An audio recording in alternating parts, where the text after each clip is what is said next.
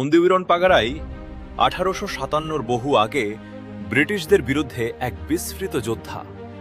1857 সালের সিপাহী বিদ্রোহের কথা আমরা সবাই জানি, কিন্তু তারও 86 বছর আগে এক ভারতীয় যোদ্ধা ব্রিটিশ ইস্ট ইন্ডিয়া কোম্পানির বিরুদ্ধে অস্ত্র হাতে যুদ্ধ করেছিলেন। আর সবচেয়ে অবাক করার বিষয় জানেন, আজ আমরা কতজন তার নাম জানি?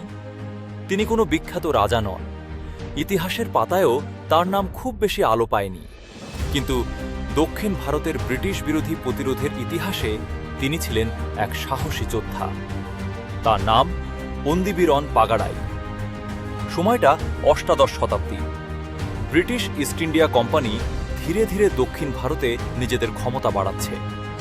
কর আদায় আর রাজনৈতিক নিয়ন্ত্রণের জন্য একটার পর একটা অঞ্চলে নিজেদের প্রভাব বিস্তার করতে চাইছে তারা, কিন্তু সবাই মাথা নত করেনি।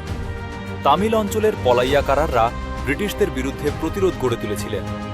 এই লড়াইয়ের অন্যতম প্রধান নেতা ছিলেন পুলি থেভার, আর তার বাহিনীর একজন গুরুত্বপূর্ণ যোদ্ধা ছিলেন অন্দিবীরন পাগারাই। 1767 সাল, ভাসুদেব নাল্লুর দুর্গকে কেন্দ্র করে ব্রিটিশ কোম্পানির বাহিনীর সঙ্গে তীব্র সংঘর্ষ শুরু হয়। ক্যাপ্টেন ক্যাম্বেলের নেতৃত্বাধীন বাহিনীকে প্রবল প্রতিরোধের মুখে পড়তে হয়, আর এই প্রতিরোধের ইতিহাসের সঙ্গে জড়িয়ে আছে অন্দিবীরন পাগারাইয়ের নাম। কিন্তু তার জীবনের সবচেয়ে অবাক করা গল্পটি ইতিহাসের নথিতে নয়, লোককথায়। একটি প্রচলিত কাহিনী অনুযায়ী এক যুদ্ধে নাকি তার একটি হাত কেটে যায়, কিন্তু তিনি পিছিয়ে যাননি। ক্ষত বিক্ষত শরীর নিয়েও লড়াই চালিয়ে গিয়েছিলেন। তবে মনে রাখা জরুরি, এই ঘটনার বিস্তারিত অংশ নিশ্চিত ঐতিহাসিক দলিল নয়, এটি লোকমুখে প্রচলিত একটি কাহিনী। শেষ পর্যন্ত আসে 20 আগস্ট 1771। মানুরের কাছে এক যুদ্ধে নিহত হন অন্দিবীরন পাগারাই। 1857 সালেরও বহু আগে, যখন ভারতের ব্রিটিশ বিরোধী লড়াইয়ের ইতিহাসকে আমরা আজকের মতো চিনতাম না।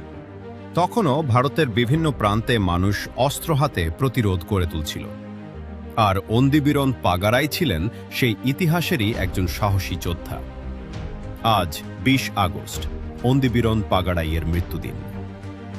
হয়তো ইতিহাসের পাতায় তার নাম খুব বড় করে লেখা নেই, কিন্তু তার সাহস, তার লড়াই আর আত্মত্যাগ কখনো ছোট নয়। আজ তার মৃত্যুদিনে শ্রদ্ধার সঙ্গে স্মরণ করি সেই বিস্মৃত যোদ্ধাকে, অন্দিবীরন পাগারাই। আপনি কি জানতেন এই গল্প? কমেন্টে বলুন।